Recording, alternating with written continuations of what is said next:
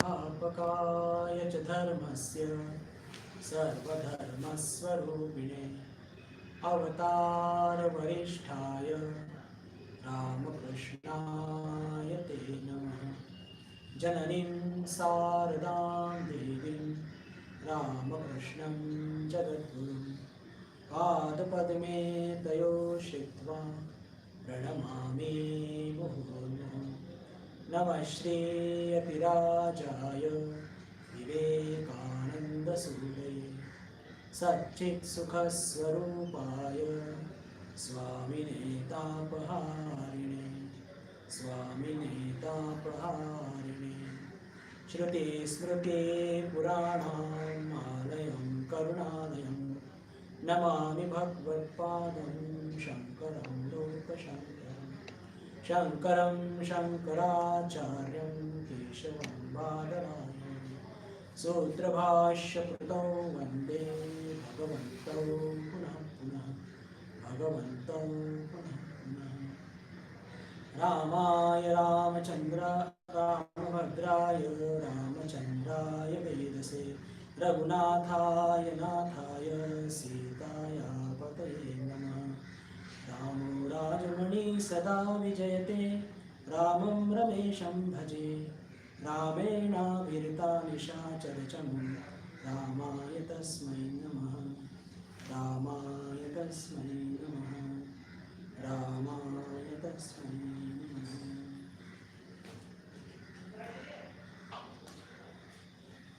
आज संपूर्ण विश्वामध्ये एक फार महत्त्वपूर्ण एक ऐतिहासिक घटना घडलेली आहे। आपल्या सगळ्यांना माहीत आहे, प्रभू रामचंद्र जे की आपल्या या चिरकालीन भारतीय संस्कृतीचे एक आधारस्तंभ, त्यांच्या श्री मंदिराचं आज पायाभरणी आणि उद्घाटन करण्यात आलं। फारच आनंदाची आणि मनाला उत्साह देणारी ही बातमी, विशेष करून भारतीय आध्यात्मिक इतिहास हे जे आपलं सगळं उभं आहे त्याच्यावरती अनेक मोठे मोठे खांब आहेत, दणकट खांब असं म्हणूया। सर्व अवतार भगवान श्रीरामकृष्ण, प्रभू रामचंद्र, भगवान श्रीकृष्ण किंवा इतर सगळे अवतार, तर त्यांच्या मंदिराची आज पायाभरणी झाली। आणि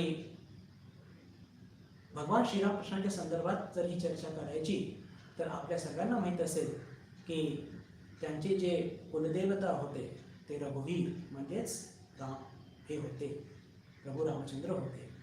श्रीरामांना रघुवीर शिला एक दिवशी ते प्रवास करत असताना त्यांना सापडली होती आणि त्याच्यानंतर त्यांनी त्याची विधिवत स्थापना घरी केली, जी आज सुद्धा कामारपुकूरमध्ये दर्शनार्थ उपलब्ध आहे।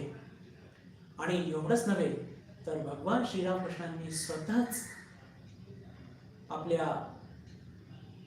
या लोकातली लीला संपवण्याच्या आधी, संपुष्टात आणण्याच्या आधी नरेंद्रनाथांना स्पष्टपणे सांगितलं होतं की जे त्रेतायुगमध्ये राम म्हणून आले, द्वापरमध्ये जे कृष्ण म्हणून आले, तेच या देहामध्ये रामकृष्ण म्हणून आले आहेत।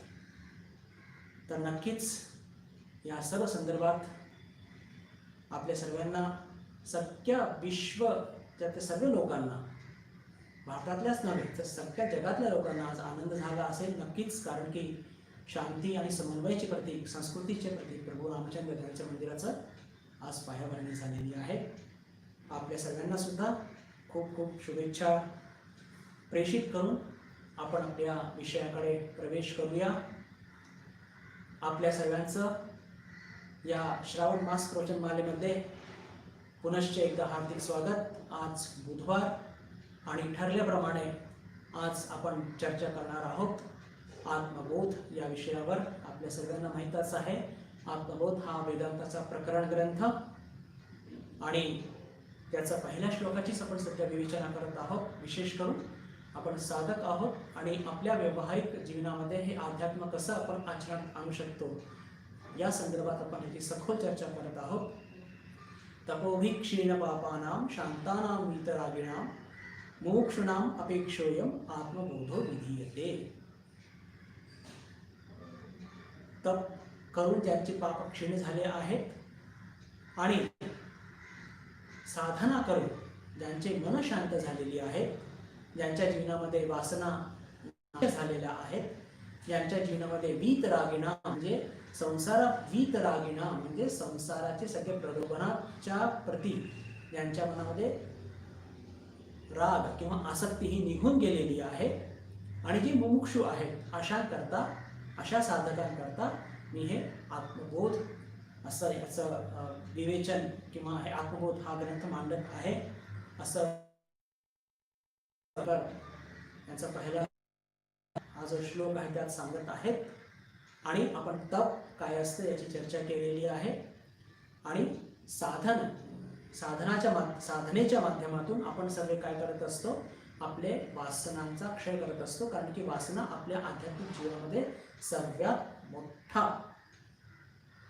एक ज्याला म्हणू की ऑब्स्ट्रक्शन किंवा अडथळा आहे. तर ते कसं दूर करायचं, तर त्याच्याकरता आचार्य शंकर आपल्याला सुचवतात साधन चतुष्टय: विवेक, वैराग्य, शमदम आदी षडसंपत्ती आणि मुमुक्षता. मागच्या वेळेस आपल्या सगळ्यांना स्मरणात आहे, आपण चर्चा केली होती. विवेक हे आपल्या जीवनामध्ये जी एक ज्याला म्हणूया की आपल्याला अपूर्णतेचा बोध होत असतो, तीच अपूर्णता आपल्याला जीवन संग्राम करण्याकरता बाध्य करत असते, पूर्णता प्राप्त करण्याकरता आपल्याला ती प्रेरित करत असते आणि आपण लौकिक जीवनात संघर्ष करत असतो. आणि लौकिक कोणत्याही यशाने सत्तेने हे कधी पण जे आपल्याला ज्याचा बोध होत असतो अपूर्णता, त्याचा ते पूर्णतामध्ये कधी परिवर्तन जेव्हा हे आपल्याला लक्षात येतं तर तिथून आपला विवेक होत असतो आणि त्याची आपण सखोल चर्चा मागच्या वेळेस केली होती.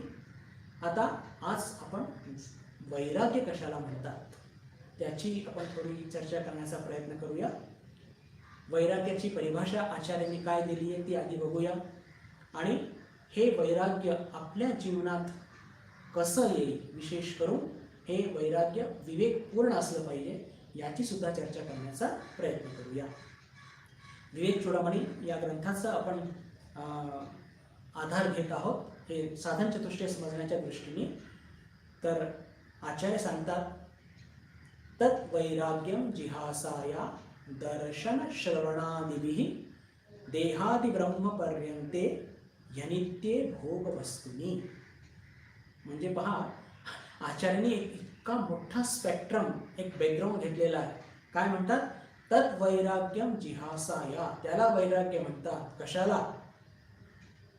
दर्शन श्रवणादिभिः देहादि ब्रह्म पर्यंते यनित्ये भोग वस्तुनी. म्हणजे फक्त मनुष्य योनीमध्येच नव्हे तर हे साधारण आपला जो देह आहे आणि याच्या पुढचे जितके पण जे ज्याला म्हणतो की एक दुसरे लोक असतात, ब्रह्मलोक, पितृलोक, स्वर्गलोक, आणि असं म्हणतात की तिथे भरपूर आनंद आहेत, म्हणजे ज्याची कल्पना सुद्धा आपण करू शकत नाही असे सगळे आनंद म्हणण्यापेक्षा सुख शब्द वापरणे जास्त योग्य राहील.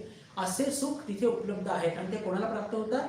जे पुण्य करतात आणि पुण्यक्षय करू इच्छित असतात. पहा, आपण पुण्य करू इच्छितो पण कशा करता? आध्यात्मिक उन्नती करता. तर इथे म्हणजे आचार्य शंकर स्पष्टपणे सांगत आहेत की हे जे आपलं सामान्य देह आहे आणि सामान्य देहापासून किंवा त्याच्या वरचे जे लोक असतात, पितृलोक, ब्रह्मलोक, स्वर्गलोक इत्यादी, जे गंधर्व लोक, हे जे सगळे लोक आहेत आणि याच्यामध्ये जे काही सुख उपलब्ध आहे त्यांचा सुद्धा आपण तिटकारा केला पाहिजे. त्यांचा सुद्धा आपण आपल्या जीवनामध्ये तिटकारा केला पाहिजे. का? म्हणजे या लोकात आपण फक्त म्हणतो की फक्त या लोकांच आपल्याला वैर, असं नव्हे. या लोकांमध्येच जे आपले सगळे प्रापंचिक किंवा सांसारिक किंवा लौकिक व्यवहारिक सुख आहे त्यांचं त्याग करून होणार नाही. त्याच्या व्यतिरिक्त जे सगळे ज्याला म्हणतो की इतर लोकांचे सुख आहे, इतर लोकांचे म्हणजे हे पितृलोक, हे जे गंधर्व लोक, स्वर्गलोक, या सगळ्या सुखाप्रती सुद्धा आपल्या मनामध्ये तिटकारा किंवा वैराग्य असलं पाहिजे. इतका मोठा एक संदर्भ किंवा इतका मोठा एक स्पेक्ट्रम आपल्याला आचार्य शंकर सांगत आहेत की म्हणजे या लोकातले म्हणजे पृथ्वी लोकातले सुखच नव्हे तर इतर सर्व लोकातले जे वरती आहेत त्या सर्व सुखांचा आपल्या जीवनामध्ये कोणत्याही प्रकारचं आपल्यामध्ये असलं पाहिजे. इहामुत्र फलभोग विराग असे शब्द सुद्धा आपल्या शास्त्रामध्ये वापरण्यात आलेले आहेत. इह अमुत्र फलभोग विराग म्हणजे की या पृथ्वी लोकातलेच सुख नव्हे तर इतर लोकातले जे सर्व सुख आहेत ज्याच्याप्रती सामान्य लोकांचं फार आकर्षण असतं त्या सर्वांचं आपण त्याग करूया, वैराग्यपूर्ण विवेकपूर्ण त्याग करूया असं आपल्याला या परिभाषेमध्ये शंकर सुचवत आहे. त्याला म्हणतात वैराग्य. म्हणजेच या पृथ्वी लोकाचेच सुख भोग नव्हे तर इतर लोकांमध्ये जे उपलब्ध आहेत त्यांच्या प्रती म्हणून शब्द इथे आचार्य वापरलाय दर्शन श्रवणादिभिः की ज्या सुखांच्या संदर्भात आपण फक्त ऐकलं आहे किंवा ज्यांना फक्त बघितलं आहे. उदाहरणार्थ कोणी अमेरिका नाही बघितलंय पण त्यांनी ऐकलंय अमेरिकेमध्ये हे सगळं होत असतं, इतके चांगले सुख आहे, असे रस्ते आहेत, अशा सगळ्या मोठ्या मोठ्या इमारती आहेत, हॉस्पिटल्स चांगले आहेत वगैरे वगैरे. आता हे सगळं ऐकल्यानंतर साधारण माणसाच्या मनामध्ये एक प्रलोभन उत्पन्न होतो किंवा काही गोष्टी अशा असतात की समजा आपण एखादी कार बघितली पण घेऊ शकत नाही पण मनामध्ये प्रलोभन आहे. या सर्व प्रकारचे दर्शन श्रवणादिभिः म्हणजे जे सुख भोग आपण भोगले नाहीयेत पण ज्यांना बघितलं आहे, ज्यांच्याबद्दल आपण ऐकलं आहे, या सर्वांबद्दल आपल्या मनामध्ये तिटकारा असला पाहिजे. का तिटकारा असला पाहिजे? कारण की जर या प्रलोभनाच्या मागे आपण लागलो तर आपल्याला मोक्ष प्राप्त होणार नाही. म्हणून त्यांचा तिटकारा केला पाहिजे, त्यांचा विवेकपूर्ण त्याग केला पाहिजे. पहा, हे जेव्हा आपण वैराग्याची चर्चा करत आहोत बंधू भगिनींनो तर आपल्याला एक फार महत्त्वपूर्ण गोष्ट इथे लक्षात पाहिजे आणि ते म्हणजे काय की आपल्या जीवनामध्ये विवेकपूर्ण सर्व लौकिक सुखभोगांचा त्याग केला पाहिजे. मी पुन्हा विनंती करतोय की जे शब्द मी वापरत आहे त्याच्याकडे कृपा करून लक्ष द्या. विवेकपूर्ण सर्व हे जे प्रलोभन आहेत या लोकांचे जे आपण भोगले नाहीयेत पण ज्यांच्याबद्दल आपल्याला माहिती, ज्यांना बघितलंय फक्त आपण, ज्यांना ऐकलंय, या सर्व भोगांचं आपण काय केलं पाहिजे तर त्यांचा विवेकपूर्ण त्याग केला पाहिजे. विवेकपूर्ण त्याग केला पाहिजे म्हणजे की यांच्या मागे जर मी लागलो, यांना प्राप्त करण्यामध्ये मी माझा वेळ आणि आपली शक्ती आपला त्याचा व्यय केला तर मी आपल्या मोक्षाच्या मार्गातून मी पदच्युत होणार आणि या सगळ्या गोष्टींच्या मागे मी नाही लागणार. मी फक्त मोक्षाच्या मागे किंवा ईश्वरप्राप्तीच्या मागेच मी माझा वेळ आणि माझी शक्ती व्यय करणार. याला म्हणतात विवेकपूर्ण वैराग्य. पहा, वैराग्यहीन विवेकाला किंवा विवेकहीन वैराग्याला काहीही अर्थ नसतो. हे दोन्ही गोष्ट म्हणजे जसं म्हणू की एक नाणं असतो आणि त्याला दोन बाजू असतात. तर एक नाण्याच्या दोन्ही बाजू आहेत की जिथे योग्य वैराग्य आहे, विवेक आहे, तिथे योग्य वैराग्य असणारच आणि जिथे वैराग्य उत्पन्न झालेला आहे योग्य तर तिथे योग्य विवेक तिथे असणारच. कधी कधी असं बघण्यात येतं की अचानक कोणाच्या मनामध्ये वैराग्य उत्पन्न झालेलं आहे पण त्याला विवेक जर नसेल तर असं वैराग्य तव्यावरच्या पाण्यासारखं. हेच शब्द भगवान श्रीरामकृष्णांनी उद्गारले आहेत वचनामृतमध्ये की ज्या वैराग्यामध्ये जर विवेक नसेल तर ते तव्यावरचं पाणी, दुर्बल वैराग्य, ज्याला आपण स्मशान वैराग्य सुद्धा म्हणतो, आणि असं समजवताना भगवान श्रीरामकृष्ण फार सुंदर उदाहरण देतात की एक मुलगा कदाचित त्याची काही पोटा पाण्याची सोय होत नाही, त्याला काही काम मिळत नाहीये आणि तो कंटाळून जातो, वैतागून जातो संसाराला आणि पळ काढतो आणि जातो कुठेतरी एखाद्या तीर्थस्थानी, काशीला, बनारसला किंवा कुठे हरिद्वारला, आणि तिथे गेल्यावर मात्र त्याला काहीतरी काम मिळतं 2-3 दिवसामध्येच. तर तो लागलीच आपल्या घरी पत्र पाठवतो आईला की आई तू काही काळजी करू नकोस, मला काम मिळालेलं आहे आणि पगार मिळाल्याबरोबर मी पुन्हा घरी येणार. म्हणजे तव्यावरचं पाणी, गरम तवा असतो त्याच्यात जर पाणी आपण थोडंसं शिंपडलं तर एकाच सेकंदात ते उडून जात असतं. तर जिथे विवेक नाही बंधू भगिनींनो, तिथे वैराग्य ते टिकू शकत नाही, ते वैराग्य नसतंच राहिलं. तर प्रत्येक जे म्हणतो की एका नाण्याचे 2 बाजू, वैराग्य हे विवेकपूर्ण असलं पाहिजे आणि जिथे योग्य विवेक आहे तिथे वैराग्य हे येणारच. हे दोन्ही गोष्टी हातात हात घालून चालत असतात. हे इथे आपल्याला फार महत्त्वाची गोष्ट आहे आणि ही आपण लक्षात घेतली पाहिजे. आणि विवेकपूर्ण वैराग्य काय असतं हे समजण्याकरता आपण जर भगवान श्रीरामकृष्णांच्या चरित्राचं अध्ययन केलं, इतक्या घटना आहेत आणि प्रत्येक घटना त्याला एक वेगळंच डायमेन्शन आहे. एकदम 16 वर्षाचे जेव्हा भगवान श्रीरामकृष्ण म्हणजे ज्याला म्हणतो की किशोर वयात येतात, आईला थोडीशी काळजी वाटते की हा मुलगा तर काहीच करत नाही, कामात पुकुरला, आणि जर आपल्या पायावरती उभा राहिला, जशी एक सामान्य आईला चिंता होत असते तशी चिंता चंद्रामणी देवीला सुद्धा होत असते की हा जर त्याने काही कमवलं तर याचं लग्न करून हा संसारात सुखी होईल. अशा विचारांनी ते पाठवतात भगवान श्रीरामकृष्णांना म्हणजे गदाधरांना कलकत्त्याला त्यांचे मोठे भाऊ रामकुमारांकडे, की त्यांनी तिथे ज्याला म्हणतो की भिक्षुकी करून बरंच नाव यश कमवलेलं असतं.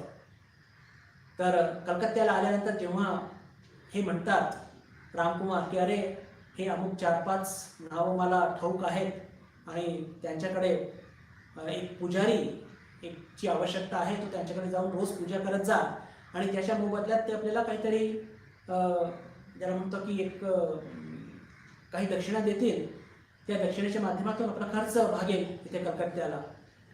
तर हा 16 वर्षाचा कुमार वयाचे गदाधर ते स्पष्टपणे म्हणतात की पहा दादा, मी लौकिक कोणतीही विद्या शिकणार नाही, मी ती विद्या शिकणार की जिच्या माध्यमातून हे मनुष्य जीवन सार्थक होत असतं. पहा, ही घटना मी वारंवार सांगत असतो, अनेक ठिकाणी सांगत असतो. का सांगत असतो? कारण की हे उत्तर पहा मनुष्य जीवनाचा उद्देश आपल्याला स्पष्ट करत असतं की मी ती विद्या शिकणार नाही की जिच्या माध्यमातून त्यांनी शब्द वापरलाय तांदूळ आणि केळ कमवण्याची विद्या शिकणार नाही. कारण की भिक्षुकांना पश्चिम बंगालमध्ये पद्धत आहे की दक्षिणाच्या बरोबर थोडेसे तांदूळ आणि केळ देत असतात. तर ते म्हणतात की केळ तांदूळ कमवण्याची विद्या मी शिकणार नाही, ज्या विद्येने मनुष्य जीवन सार्थक होत असतं ती विद्या मी शिकणार. त्यांच्या जीवनामध्ये केवढं प्रखर वैराग्य होतं हे या एकदम एका वाक्यातून आपल्याला लक्षात येतं. त्यांच्याच जीवनातील पहा, आणि त्याच्यानंतर त्यांनी आपल्या जीवनामध्ये असं कोणतंही कार्य केलं नाही की जिच्या माध्यमातून त्यांनी अर्थार्जन केलं असेल. ते पुजारी होते, ते दक्षिणेश्वरचे पुजारी होते आणि त्यावेळेस तसा नियम होता की मंदिरात जे कोणी पुजारी असेल त्यांना काहीतरी 6 रुपये किंवा 7 रुपये असा महिना देण्याचं ठरवलं होतं त्या मंदिराच्या ट्रस्ट किंवा राणी रासमणी किंवा मथुरबाबूंनी. आणि एकदा ठाकूरांना बोलवलं ते पगार घेण्याकरता, कारण की तिथे सिग्नेचर करावी लागते ना, ते वाउचर वगैरे काहीतरी असतील, पण तिथे ठाकूर सिग्नेचर करू शकले नाही. अरे मी एका त्या मालकाची नोकरी करतो, मी अजून कोणाची नोकरी करू? आणि ठाकूर जे काही त्या मंदिरातून त्यांना प्रसाद मिळत असेल काली मातेचा, त्याच्यातूनच ते भागवत असेल. आणि एवढंच नव्हे तर त्यांना आता ज्याला म्हणतो की आपण एखाद्या साधू संतांना भेटायला जातो तर काही घेऊन जात असतो, काही मिठाई म्हणा, काही फळं म्हणा, काही दक्षिणा देत असतो. तर एक ज्याला म्हणतो की अयाचित वृत्ती, कधी असे हात पसरले नाही. म्हणण्याचा अर्थ काय की जे ईश्वरावरती पूर्ण विसंबून असतात त्यांचं रक्षण हे देव करतच, त्यांना कधी कोणत्या गोष्टीची कमी पडत नाही हे स्पष्टपणे. आणि हे ठाकूरांचा जो वैराग्य होता हा विवेकपूर्ण होता. त्याच्यानंतर त्यांनी कधी कोणाकडे अशा अपेक्षेच्या दृष्टीने बघितलं नाही.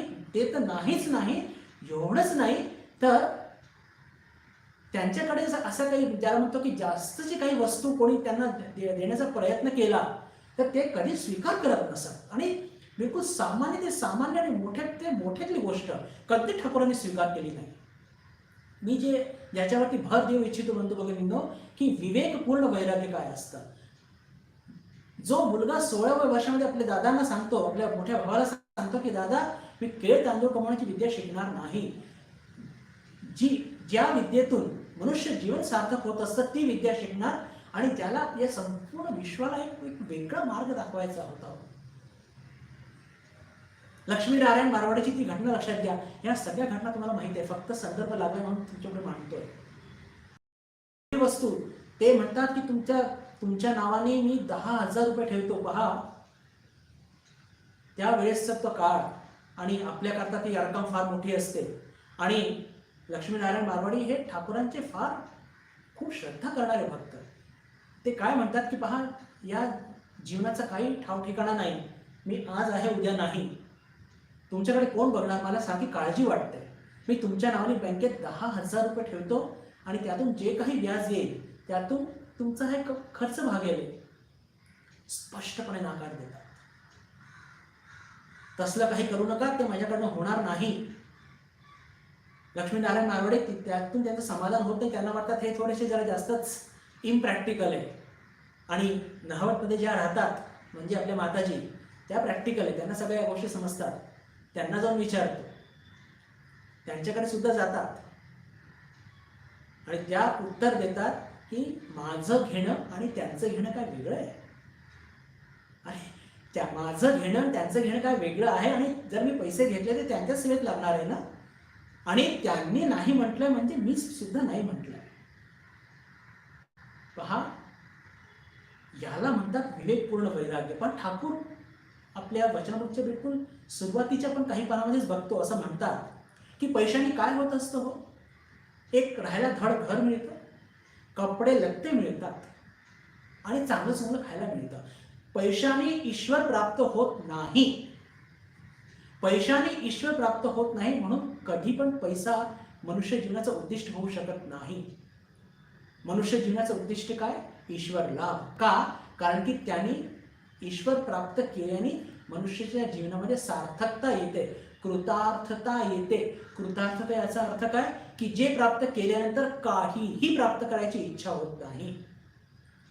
म्हणजेच काय की ज्या आपण चर्चा करत होतो आपल्या विवेकच्या लेक्चरमध्ये की आपल्या जीवनामध्ये आपण एक अपूर्णतेचा बोध करत असतो आणि त्या अपूर्णतेला आपण लौकिक गोष्टींनी त्या अपूर्णतेला पूर्ण करण्याचा प्रयत्न करत असतो. पण भगवान श्रीरामकृष्णांना हे माहीत होतं की या सगळ्या सांसारिक गोष्टींनी कधी पण ती अपूर्णता पूर्ण होणार नाही. म्हणून त्यांनी या सगळ्या लौकिक गोष्टींचा सपशेल नकार केला. मातृभाऊ त्यांनी एक दिवस ऑफर केली की ठाकूर ते सुद्धा हेच म्हणाले की जीवनाचा काही ठाव ठिकाणा नाही, तुमच्या नावाने एक जमीन करतो मी नदिया डिस्ट्रिक्टमध्ये, कलकत्ताच्या थोडंसं पुढे आहे, आणि त्यातून जे काही उत्पन्न होईल त्यातून इथलं खर्च भागेल.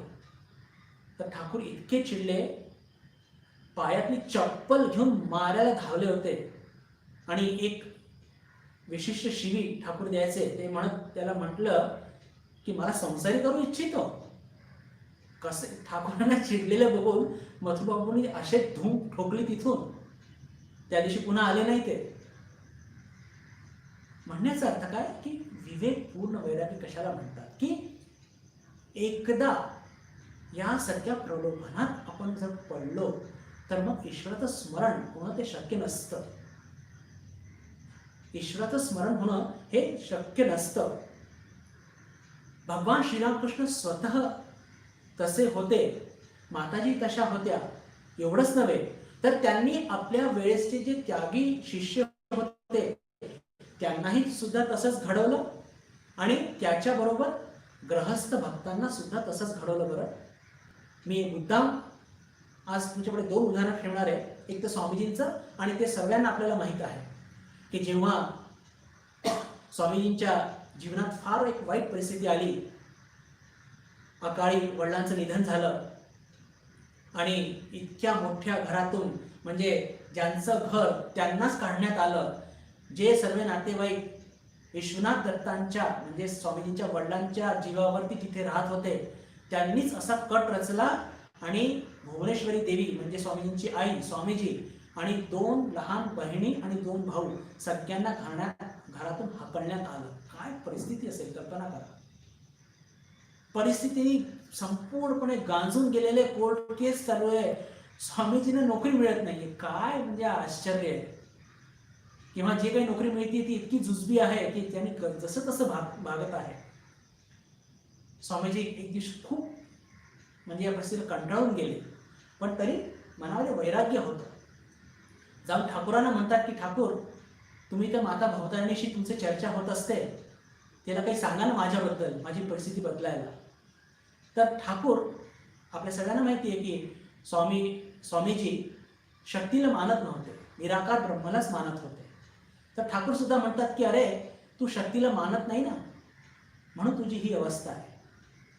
आणि जर तुला काही मागायचं असेल तर तू स्वतः जाऊन माग ना.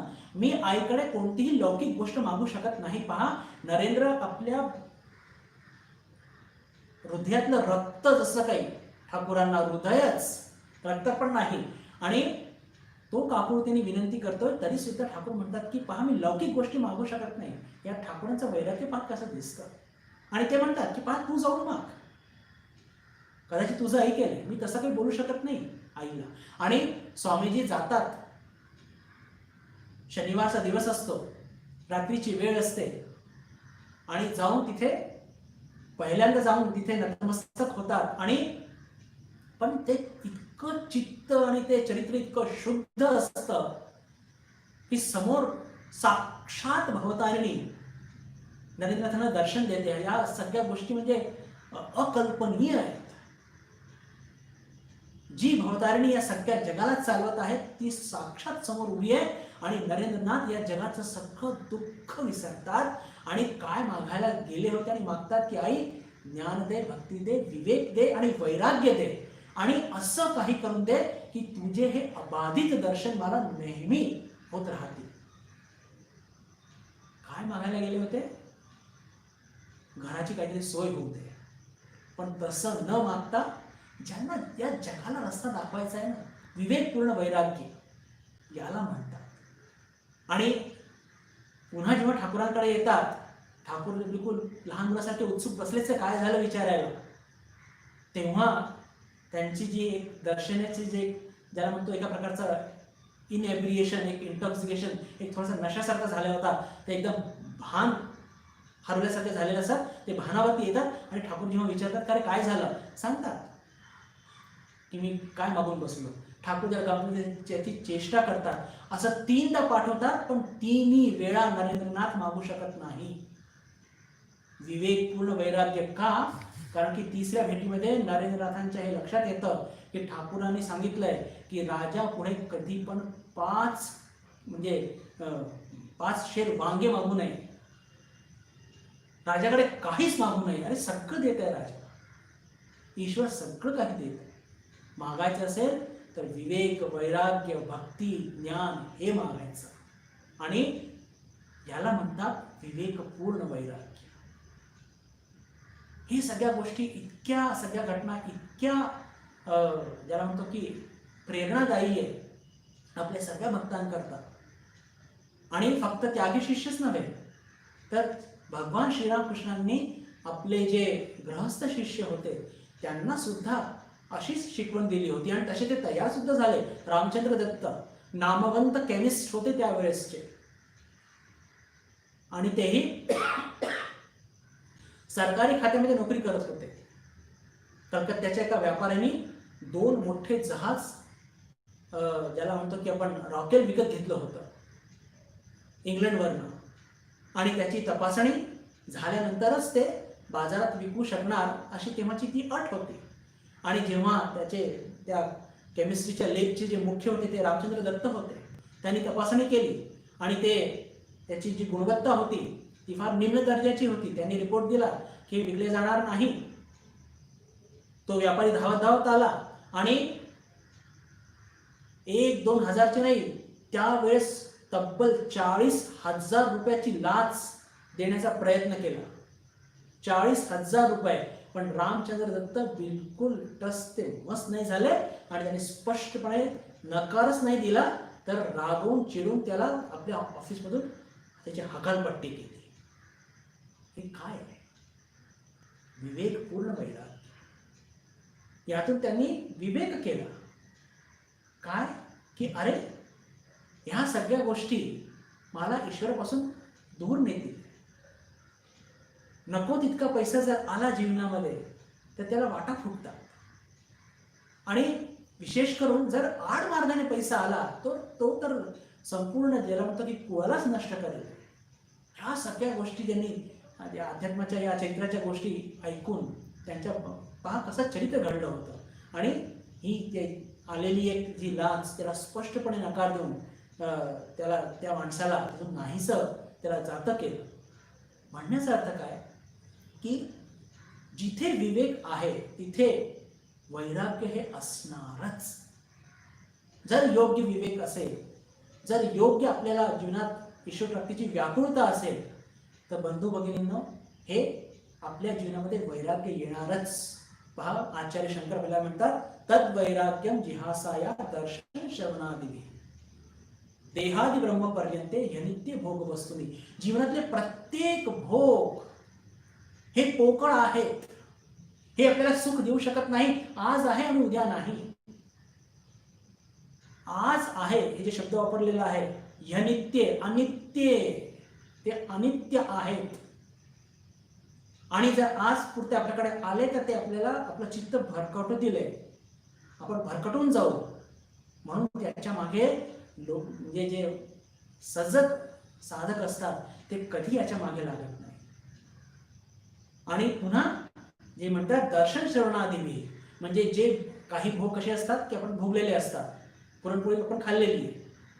कल्पना करा एक खूप काहीतरी 5-6 कोटीची एक कार आहे, आपण ती फक्त बघितली आहे. त्याच्या प्रती सुद्धा वैराग्य असलं पाहिजे की नको बाबा ती कार कशाला. किंवा एखादी गोष्ट त्याच्याबद्दल आपण ऐकलंय फक्त, अमेरिका, इंग्लंड, आणि आपण कदाचित नाही गेलेलो आहोत, पण ते पण नाही नको मला. म्हणजे जे भोग आपण बघितले आहे पण भोगले नाही, जे भोग आपण फक्त ऐकले आहेत त्याच्या प्रती सुद्धा त्याला म्हणतो विवेकपूर्ण आपल्या जीवनामध्ये त्याच्याबद्दल तिटकारा असला पाहिजे, त्याग असला पाहिजे. जीवनाचे प्रत्येक जे म्हणतो की भोग हे पोकळ आहेत. बंधू भगिनींनो मागच्या वेळेस आपल्या सगळ्यांना स्मरणात असेल की आपण नचिकेताची चर्चा केली होती.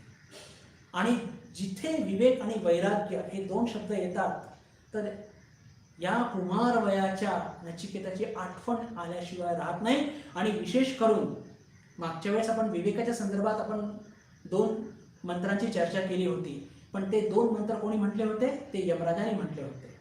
पण त्याच्या आधी आचार्य यम यांच्या पुढे जेव्हा नचिकेताने मागणी हे केली होती, मोक्षाचा मार्ग काय ते सांगा याची मागणी केली होती 3ऱ्या वराच्या रूपामध्ये, तर आचार्य त्याला म्हणतात की मी तुला अमाप संपत्ती देतो, धन दौलत, सोनं नाणं, हिरे जवाहरात, हत्ती घोडे उंट, गाय बैल, जमीन, आणि तुला अनेक वर्षाचं आयुष्य देतो, कारण की आयुष्य माझ्या हातात आहे. यमराज स्वतः मृत्यू देतात. तू हे सगळं घे पण मोक्ष विचारू नकोस मला, मोक्षाचा मार्ग नको विचारू. तर या सगळ्या गोष्टी हे अनित्य आहे असं सांगून नचिकेताने त्याचा त्याग केला होता. आणि ते जो मंत्र त्यांनी जे सांगितलं होतं ते अतिशय म्हणजे जसं आचार्य शंकर आपल्याला ते सांगतात यनित्य भोग वस्तुनी, बिलकुल त्याच धर्तीवरती नचिकेता सांगतो आचार्य यमांना, पहा उगीच आचार्यवानी त्याचं एवढं कौतुक नाही केलेलं आहे, उगीच स्वामीजी त्याचं एवढं कौतुक नाही करत.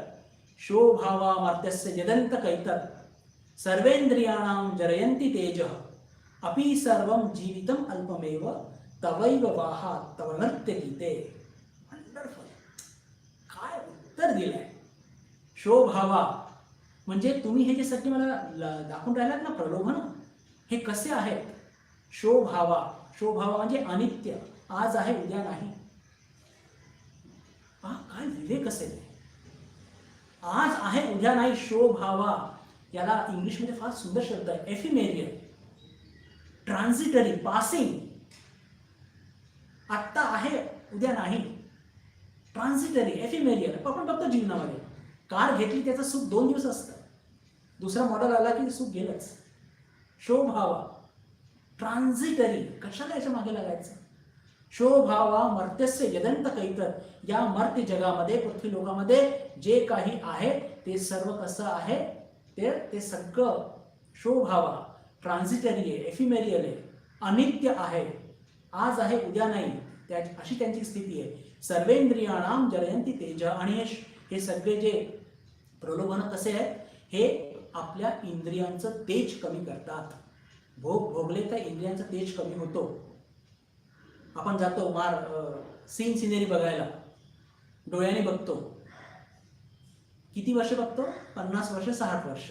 त्याच्यानंतर काय होतं? कॅट्रॅक्ट, काचबिंदू झालं. म्हणजे काय झालं?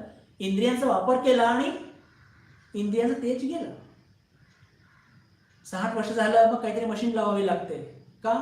अरे खूप संगीत ऐकलं, खूप भोग घेतले आणि आता त्या कानाने ऐकूच जात नाही. म्हणण्याचा अर्थ काय की हा कुमारबायाचा हा जो बालक म्हणतो सर्वेंद्रियाणाम जरयंती तेज, की जर भोग भोगले तर सगळे आपले इंद्रिय, त्यांचा तेज हा निघून जात असतो. अपि सर्वम जीवितम अल्पमेव. आणि तुम्ही म्हणताय मला, नचिकेता म्हणतो यमाला, की मी तुम्हाला खूप काही लाख वर्ष तुला आयुष्य देतो. अरे कितीही लाख वर्ष तुम्ही आयुष्य दिलं तरी सुद्धा ते लाख वर्ष संपल्यानंतर तुम्ही माझ्या दाराशी यालच मला घेऊन जायला. काय वंडरफुल. अपि सर्वम जीवितम अल्पमेव, तुम्ही कितीही लाख वर्ष मला दिले, 10 लाख, 15 लाख, 20 लाख, तरी एक दिवस असा येईल की ते 15 लाख वर्ष जे माझं आयुष्य आहे ते संपणारच. आणि त्या दिवशी मग तुम्ही मला काही म्हणणार नाही आणि म्हणाल चल नको, मला इटर्नल लाईफ पाहिजे. इटर्नल म्हणजे कधी न संपणार. आणि मला हे तुझे भोग बिग नकोय. का? कारण की हे सगळे भोग, हे सगळे आज आहे आणि उद्या नाही. अपि सर्वम जीवितम अल्पमेव तवैव वाहास्तव नृत्य गीते. हा शब्द तुम्हाला खूपच आवडतो व्यक्तिशः, की ज्याला म्हणतो ना की हे सगळे तुमचे राग भोग जे आहे ना, हे तुम्हीच ठेवा.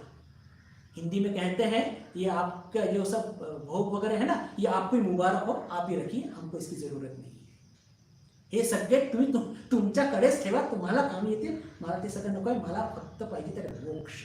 याला म्हणतात विवेकपूर्ण वैराग्य. पुढच्या मंत्राचं थोडी चर्चा करूया. न वित्तेन तर्पणीयो मनुष्यो. पहा, त्यांनी सगळे प्रलोभन दिले होते ना, की सोनं नाणं हिरे जवारात, हत्ती घोडे उंट गाय बैली जमीन सगळं देतो तुला. तर काय म्हणतो? न वित्तेन तर्पणीयो मनुष्यो. दिस इज द विस्डम. याला म्हणतात विवेकपूर्ण वैराग्य. तुम्ही कितीही मला धन दिलं तर धनातून कधी पण कोणताही मनुष्य आजपर्यंत तृप्त झालेला मी बघितला नाही. धनाने मनुष्य कधी पण कितीही मिळालं तरी तो तृप्त होत नसतो. हा तुमचा माझा सर्वांचा अनुभव आहे. न वित्तेन तर्पणीयो मनुष्यो लपस्यामहे वित्तम द्राक्ष्म चेत्वा जीविष्यामो यावत शिष्यसि त्वं वरस्तु मे वर्णीय तृतीय. की आणि तुम्ही पुन्हा त्याच गोष्टीचं रिपिटेशन झालं की तुम्ही मला काही खूप आयुष्य देऊ इच्छित आहात, पण ते शेवटी तुझे आयुष्य कितीही लाख वर्षाचं असलं तरी ते कधी ना कधी संपणार आणि तुम्ही मला घ्यायला येणार. म्हणून मला त्या सगळ्या घोटाळ्यात पडायचं नाही. वरस्तु मे वर्णीय तृतीय स एव. म्हणजे काय की जो मी मोक्षाचा वर मागितलाय ना, मी त्याच्यावरती ठाम आहे. मला प्रलोभित करू नका. तवैव वाहा तरुण नृत्य गीते, तुमचे जे सगळे सुखभोग हे तुमच्याजवळ असू द्या. याला म्हणतात विवेकपूर्ण वैराग्य. बंधुभगिनींनो, या सगळ्या चर्चा जितक्या वेळेस आपण करू त्याचे एक इम्प्रेशन, एक संस्कार, शुभ संस्कार आपल्या मनात तयार होतील आणि त्याप्रमाणे मग आपल्या जीवनामध्ये नक्कीच एक तीव्र परिवर्तन येईल. घडत काय असतं की पहा, अवतारांच्या जीवनामध्ये किंवा जे मोठे संत झाले त्यांच्या जीवनामध्ये कसं असतं की त्यांच्या जीवनात जो वैराग्य येतो तो एका प्रकारचा एक विरुद्ध दिशेने येतो. विरुद्ध दिशेने म्हणजे कसं की त्यांना ईश्वराप्रती इतकं काही प्रेम असतं की त्यांना हे सगळे सांसारिक सुखभोग हे फार निकृष्ट दर्जाचे वाटतात, अत्यंत सामान्य वाटतात, मुळीच आवडत नाही. भगवान श्रीरामकृष्णच घ्या अवतारांमध्ये, आणि जर बघितलं तर मीराबाई, सूरदास, तुलसीदास यांच्या जीवनामध्ये पण वैराग्य आलं. कसं की काही एक सर निघून गेली संसाराची आणि त्यातूनच त्यांना कळून गेलं की अरे हे सगळं मूर्खपणा आहे, आणि त्याच्यानंतर त्यांनी कधी त्याच्याकडे वळून बघितलं नाही. म्हणण्याचा अर्थ काय की यांच्या जीवनामध्ये ईश्वर प्राप्तीची जी एक झड ज्याला म्हणूया इतकी तीव्र होती, त्यात त्यांचे ते सगळे मनातले सगळे जे काही थोडेफार प्रॉब्लेम होणार ते कुठे निघून गेले. पण ती झड आपल्या जीवनात येत नाहीये ईश्वर प्रेमाची. आपला प्रवास उलटा आहे. आपल्याला काय करावं लागेल की आपल्याला या संसाराची, या शरीराची, या सुखभोगांची नश्वरता, त्याचं सतत चिंतन करावं लागेल. हे शरीर कसं आहे? नश्वर आहे आणि हे बंधन आहे. याची आपल्याला सारखं चिंतन मनन करावं लागेल आणि या शरीरामुळे आपण सारखं बंधनात पडत आहोत. आपल्या अवतीभोवती असणारे सगळे जे सुखभोग ज्यांना आपण भोगत आहोत ते सगळे आपल्याला ईश्वरापासून दूर करत आहे. याचं सतत चिंतन आपल्याला करावं लागेल, सतत चिंतन करावं लागेल. आणि सतत चिंतन केल्याने मग काय होईल की मग त्याच्याप्रती एक तिटकारा आपल्याला हळू निर्माण होईल, आणि जेव्हा तो तिटकारा निर्माण होईल तर त्याच्यानंतर आपल्या जीवनामध्ये एक ईश्वराप्रती प्रेम निर्माण होईल. पहा, ईश्वरीय प्रेम किंवा अनुराग आणि वैराग्य हे सुद्धा हातात हात घालून आपल्या जीवनात आले पाहिजे. बरं, भगवान श्रीरामकृष्णांनी याच्या संदर्भात स्पष्ट सूचना वचनामध्ये दिलेली आहे की फक्त जगामध्ये वैराग्य आपल्या जीवनात आलं त्यातून होणार नाही. फक्त वैराग्य जर आलं तर काय होईल? आपल्या जीवनामध्ये एक पराकोटीची स्वार्थता, दुष्टता, असुरता येईल. आणि जर आपल्या जीवनामध्ये विवेकपूर्ण वैराग्य आणि त्याच्याबरोबर अनुराग, अनुरागचा अर्थ काय असतो? प्रेम म्हणजेच काय, आणि अनु म्हणजे मागून येणारा, म्हणजे वैराग्य आणि त्याच्या बिलकुल पाठोपाठ अनुराग म्हणजे ईश्वरीय प्रेम, हे जर आलं किंवा त्या पद्धतीनेच ते येत असतं, म्हणजे जे सजग साधक असतात त्यांच्या जीवनामध्ये, आणि मग काय होत असतं की त्याच्या जीवनामध्ये हळूहळू ज्याला म्हणतो की लौकिक प्रलोभनाप्रती एक प्रकारचा तिटकारा आणि ईश्वराप्रती प्रेम टप्प्याटप्प्याने त्याच्या जीवनात येत असतं.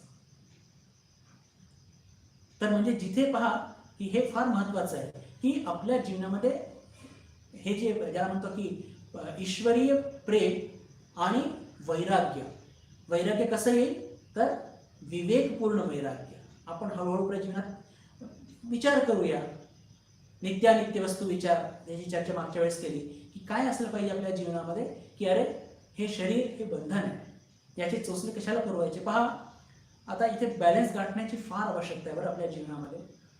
बॅलन्स म्हणजे कोणत्या प्रकारचं की शरीर आपल्या म्हणजे ईश्वरप्राप्तीच्या मार्गामध्ये जरी एक बाधक आहे तरी त्याची हेळसांड करून चालणार नाही.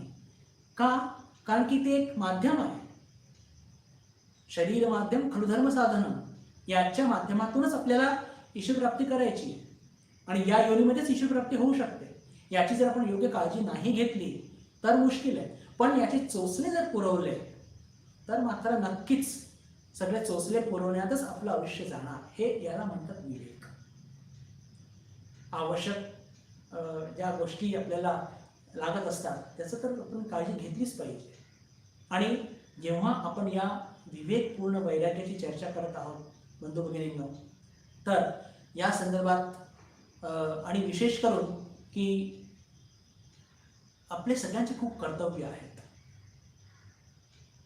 आणि या कर्तव्यांना पार पाडता पाडता आता आपण उरलेल्या 10 मिनिटांमध्ये आपल्या जीवनामध्ये हे वैराग्य कसं येऊ शकतं याची थोडी चर्चा करूया. एक तर मार्ग हा झालाच की विवेकपूर्ण सगळ्या प्रलोभनांचं टप्प्याटप्प्यानेच एक ज्याला म्हणू की त्याचं निराकरण करूया आणि ईश्वराप्रती प्रार्थना करून आपल्या मनामध्ये त्यांच्याप्रती प्रेम उद्भवेल याच्याकरता त्यांच्याकडे प्रार्थना करूया, साधना करूया, त्यांचं नामस्मरण करूया. पण त्याच्याच बरोबर अजून आपल्याला असं काही प्रेरणादायी एक चरित्र सापडतं का की जे संसारात सुद्धा होतं पण संपूर्णपणे वैराग्यपूर्ण ज्याचं जीवन होतं?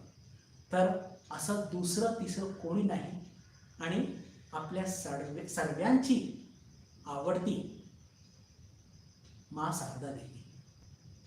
पहा, माताजींनी आपल्या जीवनामध्ये कधी पण आपल्या कर्तव्यांना तिलांजली दिली नाही. मी हे मुद्दाम का बोलतोय शब्द की पहा, आपल्या सर्वांचे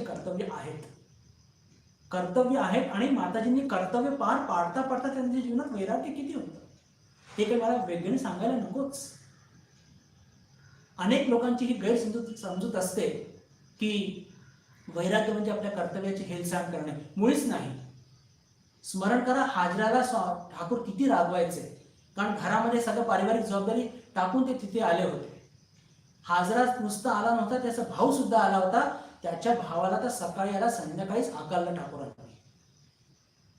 आता ती एक दैवी लीला होते की ठाकूरांनी हाजराला जवळ ठेवलं, पण मध्ये मध्ये त्याला त्याच्या कर्तव्याची जाण करून देत होते आणि ठाकूरांना हे मुळीच आवडायचं नाही. त्यांच्याकडे एक मनुष्य आला होता, एक महेंद्र मुखर्जी, एका माणसाला घेऊन, आणि त्यांना विचारलं की तुम्ही काय करता हो?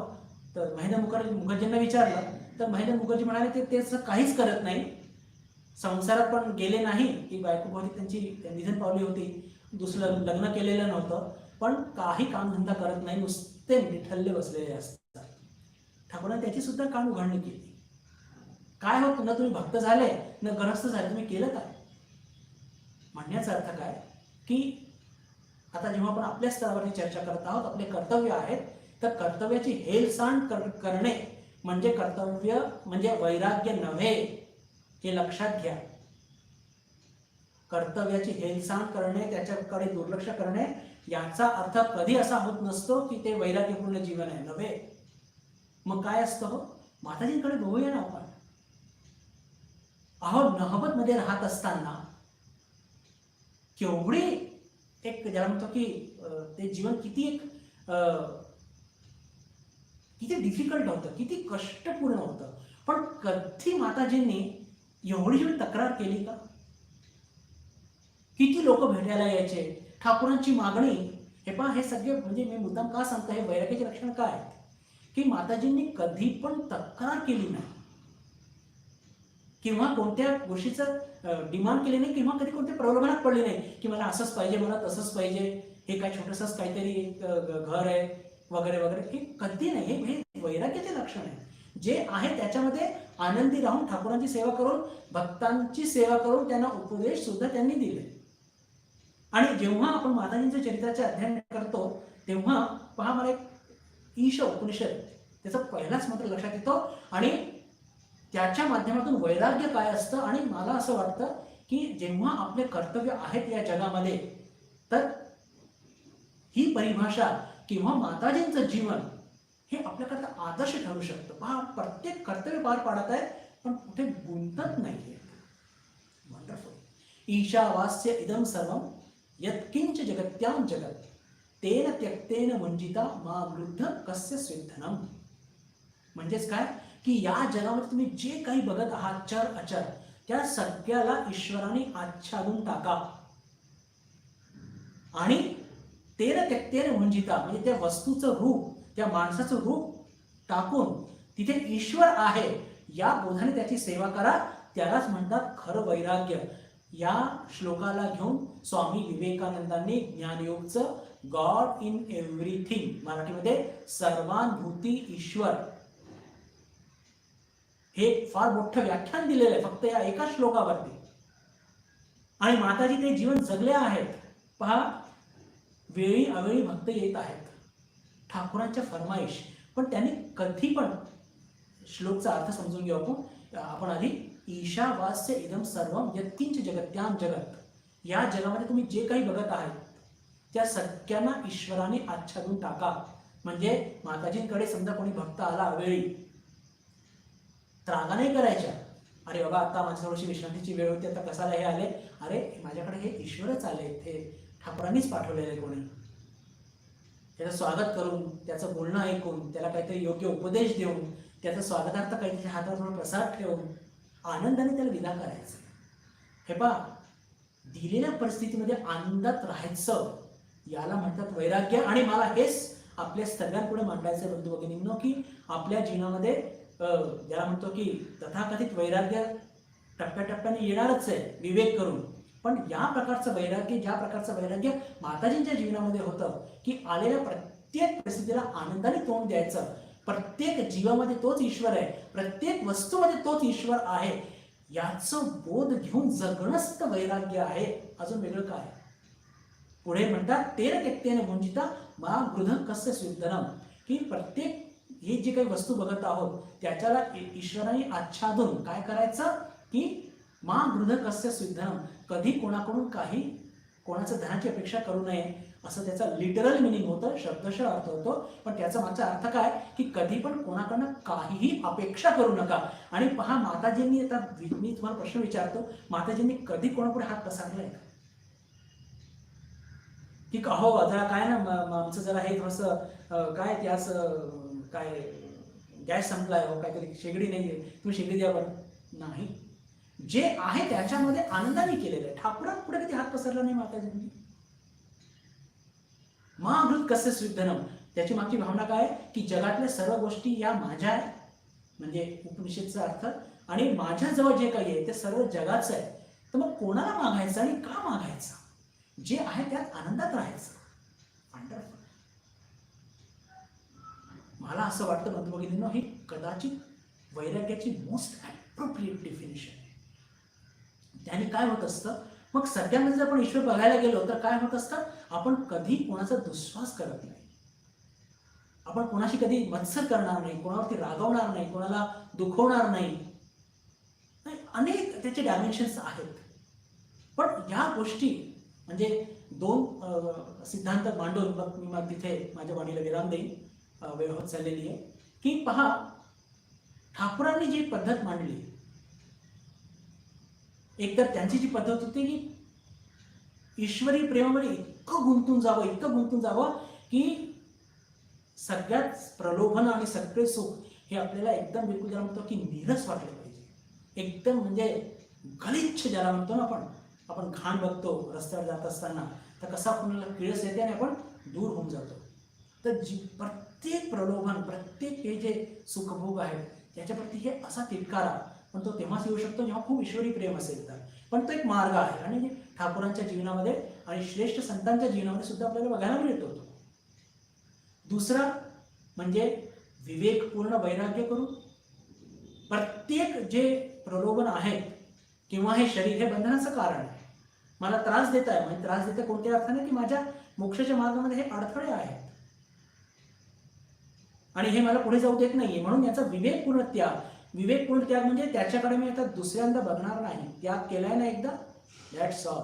भगवान श्रीरामकृष्णांच्या जीवनामध्ये तो फार सुंदर प्रसंग आहे की त्यांना एकदा मथुरबाबूंनी खूप महागडी शाल आणून दिली. ठाकूरांनी स्वीकार सुद्धा केली, बरं पहा मजा आहे मस्त.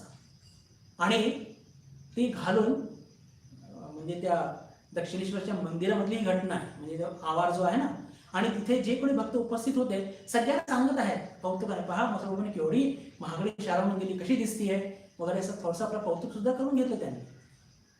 आणि 5 मिनिटं जाता काय म्हणतात ते, काय या शालीमध्ये त्या शेळीचे किंवा त्या मेंढरीचेच काही हे आहेत ना त्याच्या अंगाचे केस, आणि यांनी काय होत असतं, फक्त थंडीच आपण थांबवू शकतो ना,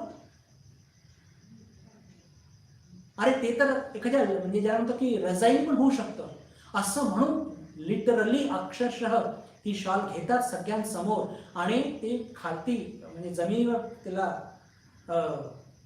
फेकतात, त्याच्यावरती नाचतात आणि नाचता नाचता म्हणतात की या शालीने असा एक बोध होतो की मी सगळ्यांपेक्षा जास्त काहीतरी मोठा आहे, मी काहीतरी वेगळ्या व्यक्ती आहे आणि यातून मनुष्य ईश्वरापासून दूर जातो असं करून त्याच्यावरती थुई थुई थुई थुई नाचतात.